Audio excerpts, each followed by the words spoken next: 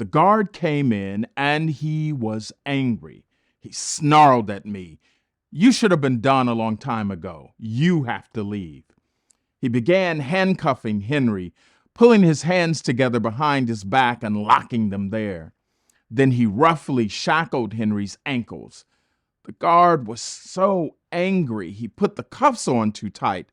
I could see Henry grimacing with pain. I said, "I think those cuffs are on too tight. Can you loosen them, please?" "I told you, you need to leave. Don't tell me how to do my job." Henry gave me a smile and said, "It's okay, Bryan. Don't worry about this. Just come back and see me again, okay?" I could see him wince with each click of the chains being tightened around his waist. I must have looked pretty distraught. Henry kept saying, "Don't worry, Bryan. Don't worry. Come back, okay?"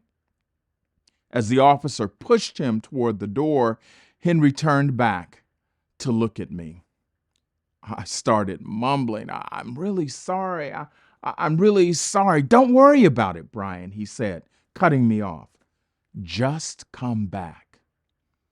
I looked at him and struggled to say something appropriate, something reassuring, something that expressed my gratitude to him for being so patient with me.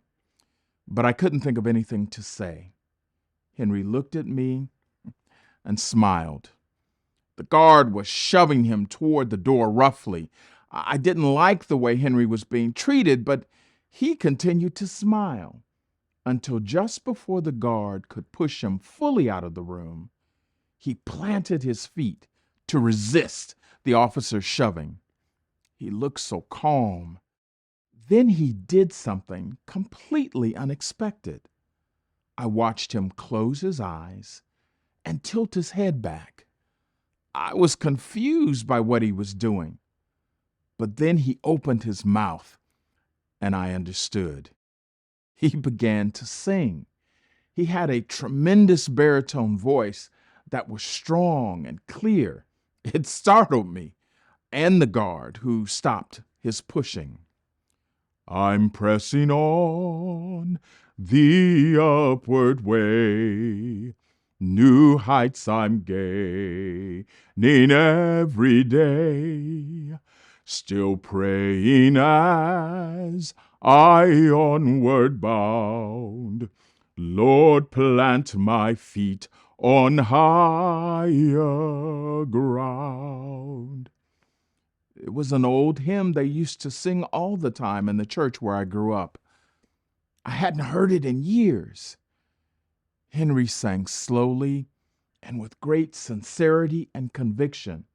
It took a moment before the officer recovered and resumed pushing him out of the door. Because his ankles were shackled and his hands were locked behind his back, Henry almost stumbled when the guard shoved him forward. He had to waddle to keep his balance, but he kept on singing. I could hear him as he went down the hallway. "Lord, lift me up and let me stand by faith on heaven's tableland, a higher plane that I have found. Lord, plant my feet on higher ground." I sat down, completely stunned. Henry's voice was filled with desire. I experienced his song as a precious gift. I had come into the prison with such anxiety and fear about his willingness to tolerate my inadequacy. I didn't expect him to be compassionate or generous. I had no right to expect anything from a condemned man on death row.